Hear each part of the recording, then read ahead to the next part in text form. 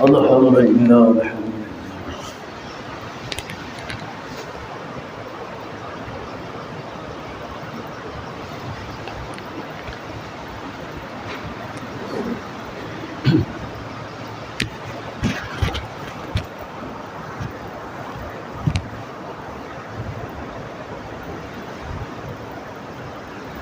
الحمد لله الحمد لله وكفى وسلام على عباد الله اصطفى أما بعد فأعوذ بالله من الشيطان الرجيم بسم الله الرحمن الرحيم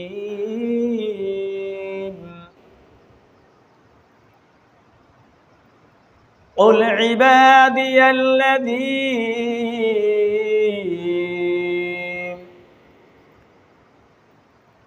قل يا عبادي الذين أسرفوا على أنفسهم لا تقنطوا من رحمة الله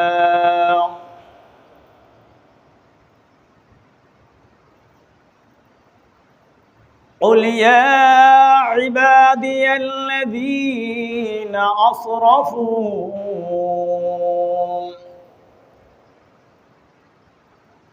قال رسول الله صلى الله عليه وسلم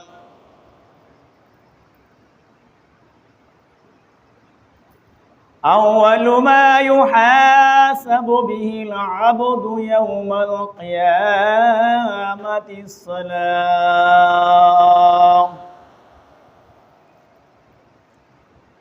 إن الله وملائكته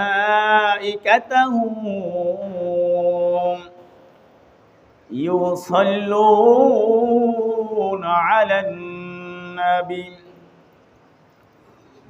يا أيها الذين آمنوا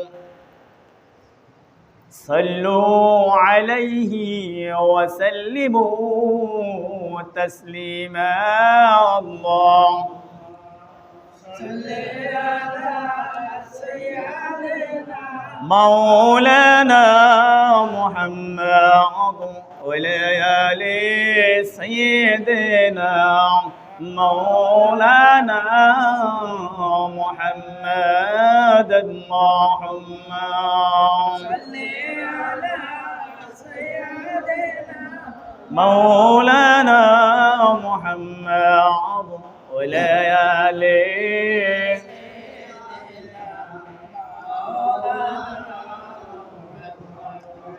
আমরা সবাই গুনাহগার গো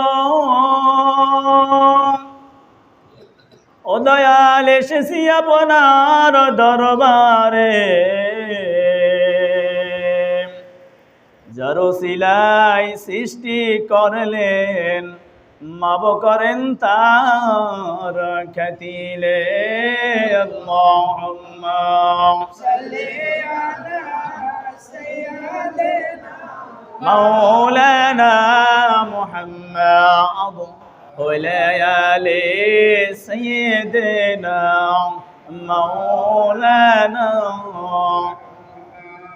কাপনের কাপড় পরব সবাই মোদের এই কাপড় তো রবে না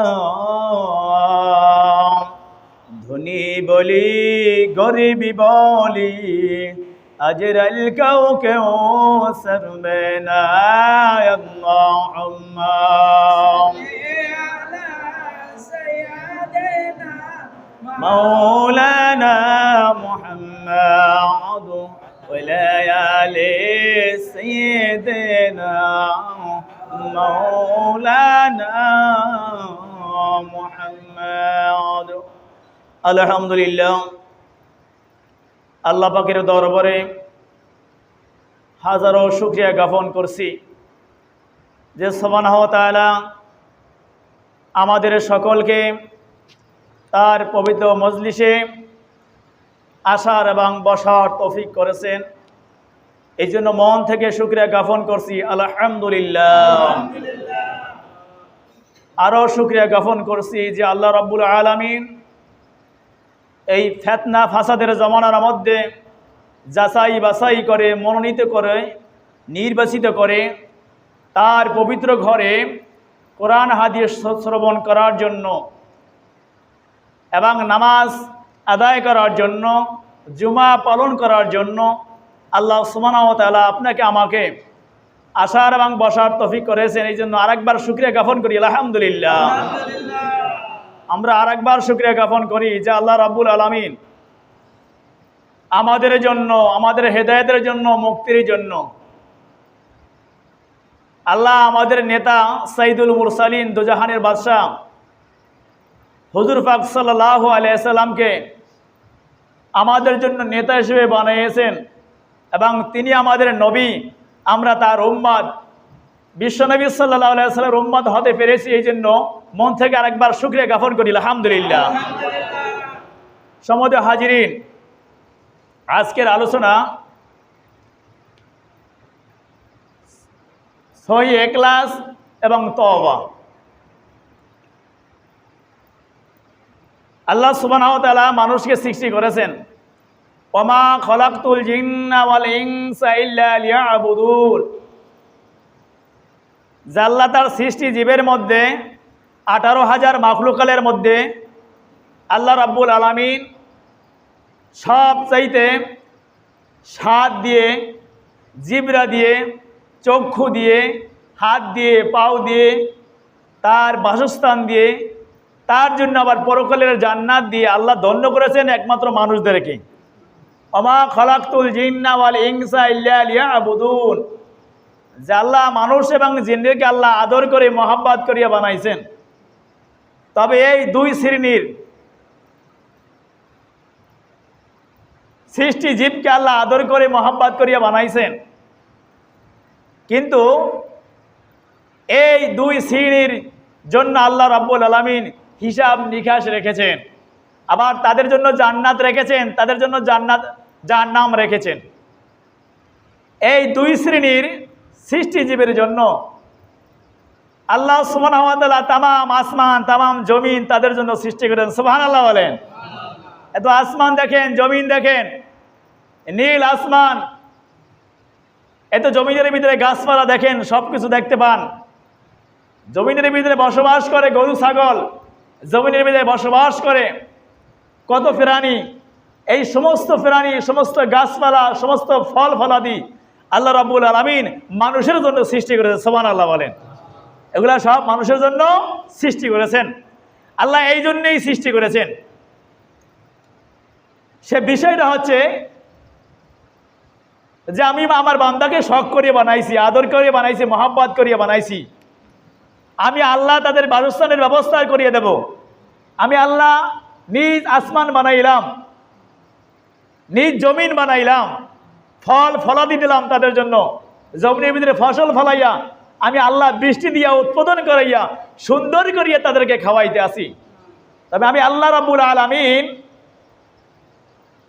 আকুদুহান নাস ওয়াল হিজারা, যে তাদেরকে যে পালতে আসি, সুন্দর করে পালতে আসি, কাল কিয়ামতের ময়দানে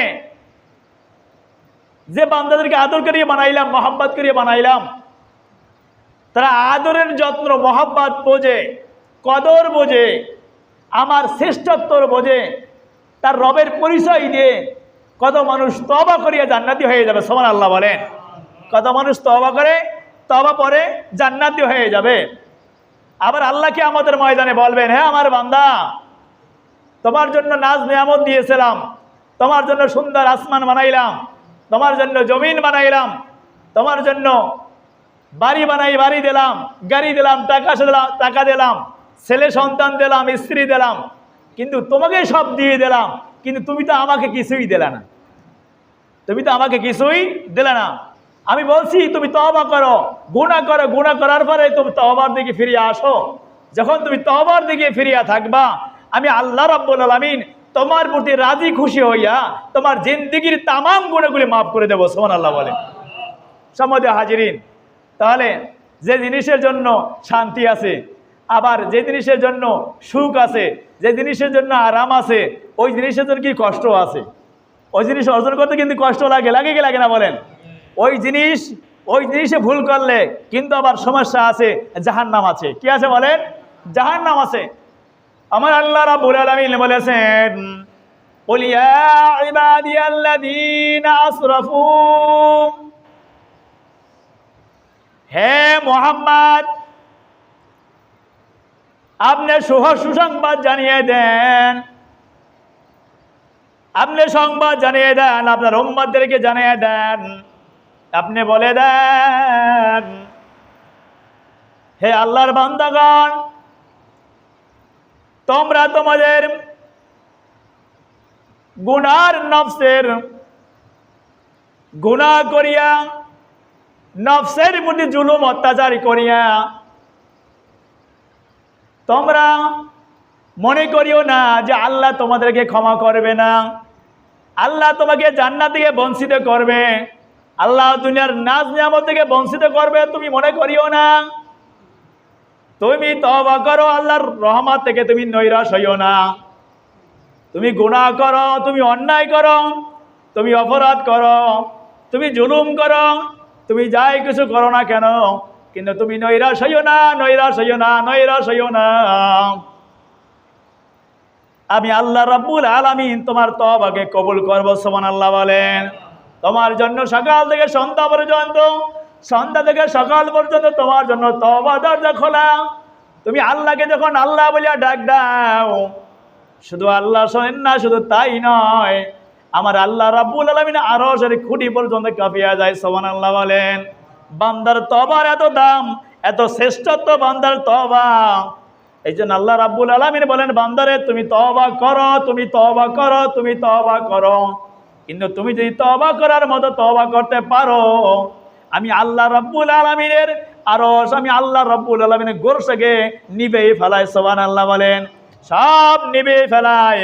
আমি আল্লাহ রাব্বুল আলামিন তখন তোমার গুনাহ দেখি না, তোমার পাপ দেখি না, আমি দেখি বান্দার রহমতের শক্তি, ওই শক্তি দিয়েই তোমাকে মাফ করে দেই। সুবহানাল্লাহ বলেন। এই জন্য আমরা গুনাহ করি, গুনার পরে তওবা করা। হযরত আবু হুরায়রা রাদিয়াল্লাহু তাআলা আনহু থেকে বর্ণিত, তিনি বলেন, রাসূল করিম সাল্লাল্লাহু আলাইহি সাল্লাম বলেছেন, রাসূলুল্লাহ সাল্লাল্লাহু আলাইহি সাল্লাম বলেছেন যে আমি মুহাম্মদ 70 বার বা ডেলি 100 বার তার উদ্দেও আমি মুহাম্মদ তওবা করি। সুবহানাল্লাহ বলেন। তওবা করি, তওবা করি, তওবা করি। আমার জীবনের গুনাহ আল্লাহ মাফ করিয়ে দিয়েছে, আমার জীবনের গুণগুলি মাফ করার ঘোষণা করিয়ে দিয়েছেন। আমার অতীত, বর্তমান, ভবিষ্যৎ সকল গুনাহ করা আল্লাহ রাব্বুল আলামিন, গুনাহগুলি আল্লাহ রাব্বুল আলামিন সমস্ত গুনাহগুলি আল্লাহ মাফ করিয়ে দিয়েছেন। কিন্তু আমি নবী, তারপরও ডেলি 70 বার, ডেলি 100 বার, তার চাইতেও বেশি আমি তওবা করি, আমি তওবা করি, আমি তওবা করি, আমি তওবা করি। মাঝে মাঝে আম্মা জান আয়েশা রাদিয়াল্লাহু তাআলা আনহা জিজ্ঞাসা করলেন, ইয়া রাসূলুল্লাহ, ইয়া হাবিবাল্লাহ, আপনার অতীতের জিন্দির গুণগুলি মাফ, ভবিষ্যতের গুণগুলি মাফ, আপনারা সমস্ত গুণগুলি আল্লাহ মাফ করে দিয়েছেন, আপনি তারপরেও এত কাঁদেন কেন? আপনি নামাজের ভিতরে এমনভাবে নামাজে দাঁড়ান, দীর্ঘক্ষণ নামাজ আদায় করতে করতে করতে করতে পায়ের গোছাগুলি মাঝে মাঝে ফুলিয়ে যায়। এমনভাবে আল্লাহর কাছে মোনাজাত ধরেন, মোনাজাত ধরেন, এমনভাবে ধরেন আপনার চোখ দিয়ে পানি টপ টপ টপ টপ হইয়া সারাক্ষণ পড়তে থাকে। আপনার গাল ভেজে পানি পড়ে, দাড়িতে পড়ে যায়, আবার দাড়ি ভেজে জামাই পড়ে যায়, জামাই ভেজে আমার নিচে পড়ে যায়।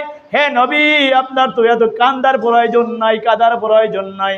আমার আল্লাহ রাব্বুল আলামিন তো আপনাকে পছন্দ করেন, আল্লাহ আপনাকে মায়া করেন, আল্লাহ আপনাকে দয়া করেন, আল্লাহ আপনি রহমাতুল লিল আলামিন ঘোষণা দিয়েছেন, আপনি এত কাঁদেন কেন?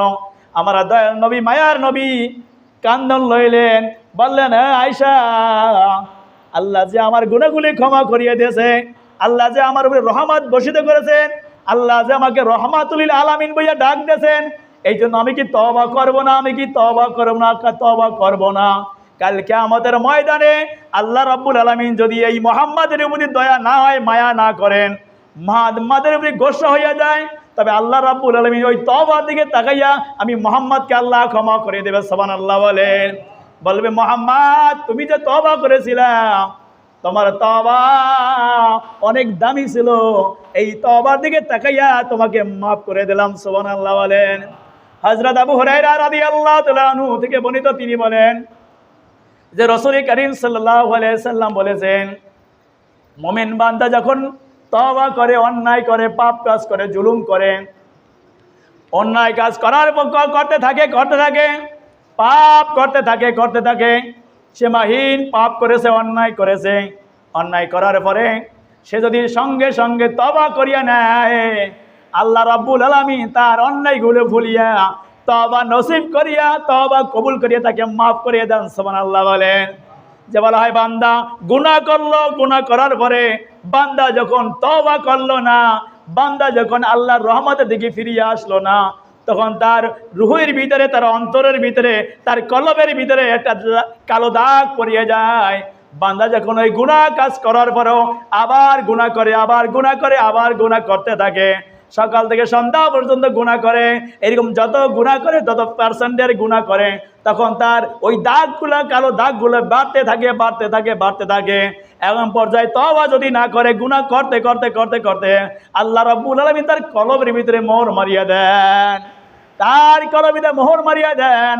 নামাজ তার জন্য ভালো লাগে না, জিকির তার জন্য ভালো লাগে না, মসজিদে আসলে তার জন্য ভালো লাগে না, কে ছোট কে বড়, কে মুরব্বী, কে বাবা, কে মা, সম্মান দিতে তার ভালো লাগে না, বাজারে সুন্নাত তরিকায় করলে বাজারে ভালো লাগে না, এরকম যদি জামা এরকম সুন্নাত তরিকায় পড়তে তার ভালো লাগে না, টুপি তার মাথায় দিতে ভালো লাগে না, আল্লাহ নামের আল্লাহ ডাকতে তার ভালো লাগে না, আল্লাহ নামের প্রশংসা করতে তার ভালো লাগে না, তার একটাই ভালো লাগে গুনাহ আর গুনাহ, জেনা আর জেনা, নাফরমানি আর নাফরমানি ছাড়া ওই বান্দার বান্দির কোনো কিছু ভালো লাগে না।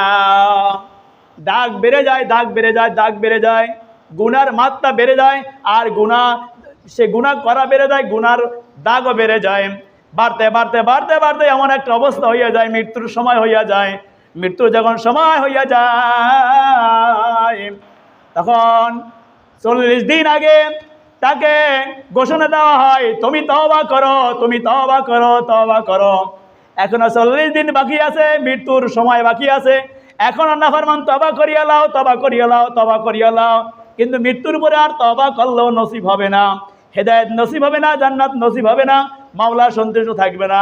এই জন্য মৃত্যুবরণ করার আগে, শ্বাস প্রশ্বাস নেওয়ার আগে, তোমার মৃত্যুর ঘন্টা বাজার আগে তুমি তওবা করো।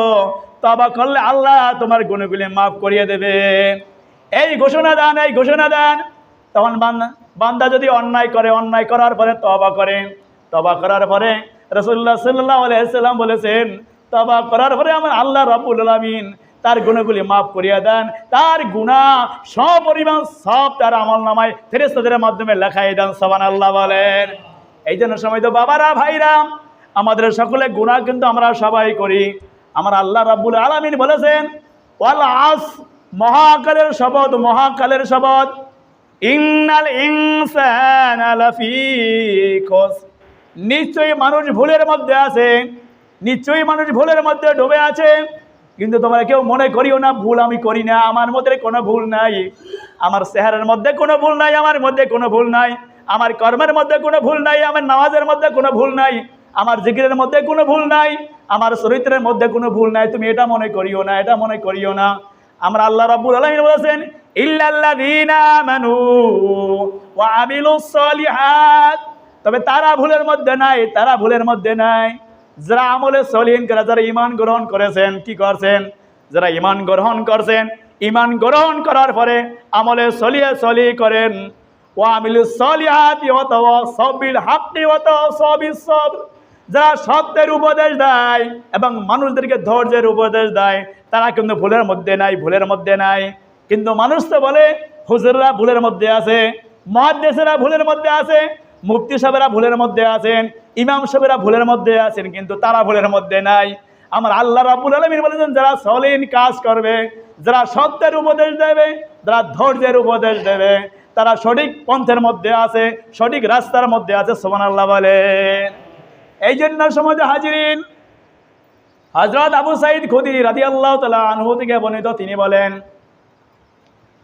তিনি বলছেন কিয়ামতের ময়দানে একদল লোক বের হইবে যে তারা তওবা করেছে, কিন্তু তারা নামাজ আদায় করছে, কিন্তু তারা জিকির করছে, কিন্তু তারা শহীদ হয়েছে, কিন্তু আল্লাহ রাব্বুল আলামিনের কাছে তারা কোনো সওয়াব পাইবে না, তারা কোনো সওয়াবের উপযোগী হইবে না। তখন আল্লাহ রাব্বুল আলামিন বলা হইবে যে, তাদেরকে বলা হইবে যে তোমরা যে জান্নাত চাও, তোমরা যে আল্লাহর সন্তুষ্টিময় ময় স্থান চাও, তোমরা তো নেক আমল করো নাই, গুনাহ করেছো। তখন তারা বলবে, এ আল্লাহ, আমরা অন্যায় করেছি। তুমি তো বলেছো অন্যায় করার পরে যারা তওবা করে সঙ্গে সঙ্গে সমুদ্রের ফেনা সম পরিমাণ যদি কেউ অন্যায় করে, আমি আল্লাহ তাদের অন্যায়গুলো মাফ করে দিই। সুবহানাল্লাহ বলেন। আল্লাহ আপনি বললেন, বলার পরে আমাদের আমল নামায় হাজার হাজার পাহাড় সম পরিমাণ গুনাহ আছে, তবে আল্লাহ কেন আমাদের তওবা নসিব করলেন না? তওবা কেন আমায় কবুল করলেন না? আমরা আল্লাহ বলব, ও বান্দা, তুমি তওবা করেছো সত্য, তুমি নামাজ আদায় করেছো সত্য, তুমি আমার পিছনে জামাতের শরীক হয়েছো সত্য, কিন্তু তোমার মন ভালো ছিল না, ইখলাস ছিল না, নামাজের মধ্যে ইখলাস ছিল না, তওবার মধ্যে ইখলাস ছিল না, তোমার চরিত্রের মধ্যে কোনো ইখলাস ছিল না, তোমার জিকিরের মধ্যে কোনো ইখলাস ছিল না, তোমার ফ্যামিলি চালাইছো, ফ্যামিলি চালানোর মধ্যে কোনো ইখলাস ছিল না, ছেলে সন্তান সুন্নাত তরিকায় চলাও নাই, ছেলে সন্তানের মাঝে তুমি এরকম আমার রহমতের আশা ভরসা তুমি দাও নাই। এই জন্য বান্দা, তোমার তওবা নসিব হয় নাই, কিন্তু তওবা করলে কিন্তু হবে না। ইখলাসের সহিত তওবা যতক্ষণ পর্যন্ত বান্দা না করবে, আল্লাহ তার তওবা কঠিন কালেও নসিব হবে না, তওবা তার কবুল আল্লাহ করবে না। ইখলাসের সহিত তওবা মানে কি? ক্ষমা মানে কি? তওবা এটাই বোঝায়, যখন আপনারা তওবা করেন, আবার এটা দিলে করতে হবে, মনে করতে হবে, মালিক রে, আমি যৌবনকালে অত্যাচার করেছি, জুলুম করেছি, কারোর সাথে ভালো ব্যবহার করার দরকার ছিল, ব্যবহার করলাম না, মাকে কখনো ধাক্কা মেরেছি, বাবার সাথে কখনো বেয়াদবি করেছি, ওস্তাদে আমাকে পড়তে বলছে, আমি পড়ি নাই, মাঝে মাঝে ওস্তাদকে ধুমকি দিয়েছি, কিন্তু ইয়া আল্লাহ ধুমকি যে দিলাম, আল্লাহ আমি তওবা করলাম, এবং যাদের সাথে এই বেয়াদবি করলাম তাদের সাথে মাপ চাইলাম।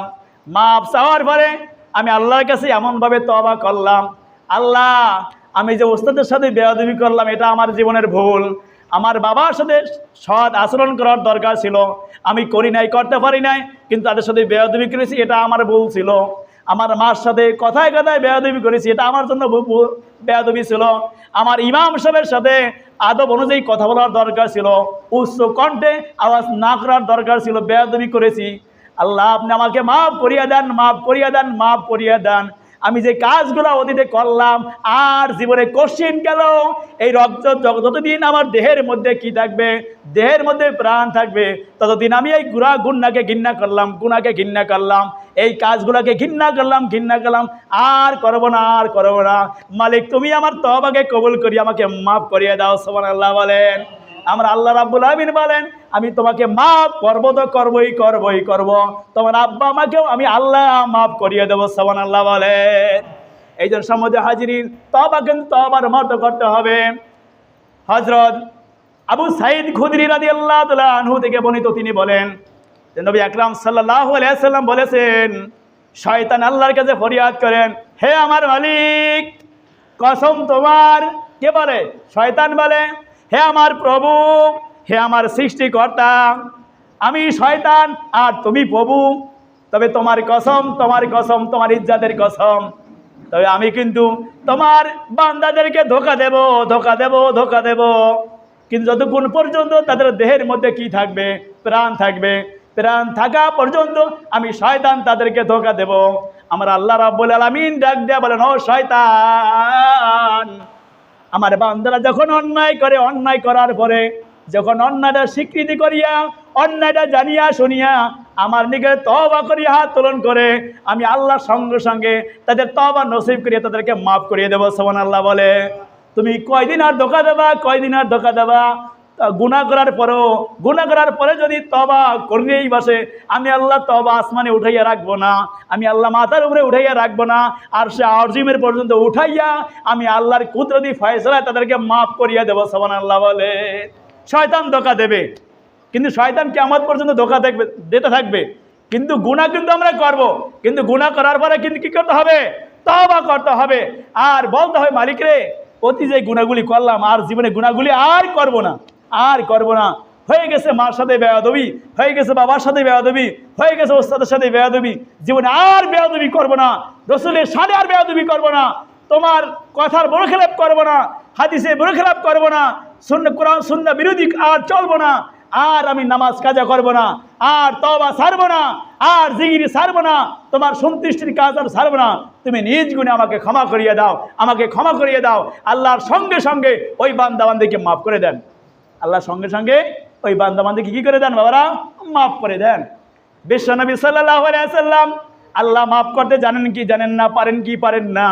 দেখেন আল্লাহ রসুল একদিন মোনাজাত দিলেন, মজলিসের মধ্যে সাহাবায়ে কেরামরা উপস্থিত। ওই মজলিসের মধ্যে কান্না সুরে এক ব্যক্তি ছিল। ওই রাসূলুল্লাহ সাল্লাল্লাহু আলাইহি ওয়াসাল্লাম মোনাজাতের মধ্যে দোয়া করলেন। দোয়া করার পরে সবাই কাঁদলেন, সবাই কাঁদলেন, চিৎকার মারিয়ে কাঁদতে উঠলেন, চোখের পানি টপটপাই পড়তে লাগলেন। কিন্তু যখন মোনাজাত শেষ করলেন, মোনাজাত শেষ করার পরে এমন একজন ব্যক্তি ওই জায়গায় উপস্থিত ছিলেন, মোনাজাত শেষের পর সে কান্নাকারি শুরু করছেন। কান্না থামায় না, কান্না থামায় না, কান্না থামায় না।